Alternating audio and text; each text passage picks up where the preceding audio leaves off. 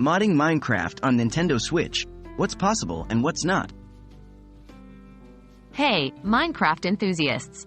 Today, we're diving into a hot topic for those of you who are playing the game on Nintendo Switch, modding Minecraft. Yes, it's the question of whether you can really break the constraints of the base game and add in those cool mods you've been dreaming about.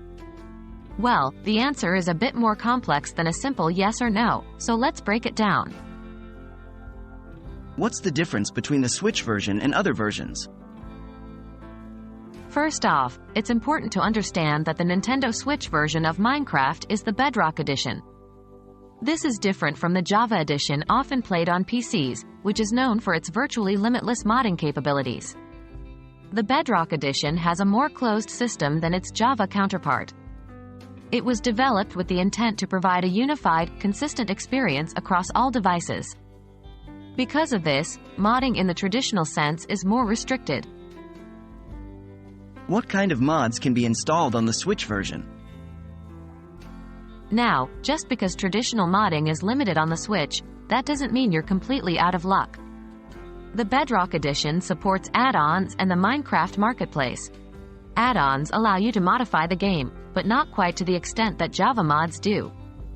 You can change the behaviors and properties of mobs, alter block functionality, and introduce new game rules.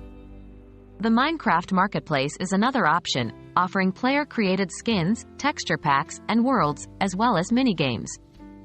While not mods in the typical sense, these options do offer ways to customize your Minecraft experience on the Switch. What are the limitations? Despite the availability of add-ons and the marketplace, there are still limitations. The most significant is that the functionality of add-ons can't compare to the Java mods.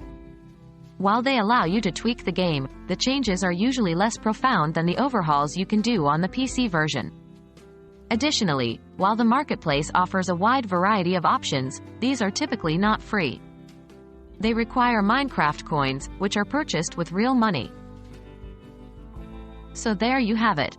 Yes, you can mod Minecraft on the Nintendo Switch, but not to the same extent as the Java Edition. The key lies in add-ons and the marketplace. Remember, even with these limitations, there's still a ton of fun to be had crafting your world on the Nintendo Switch. So keep building, keep exploring, and above all, keep enjoying Minecraft.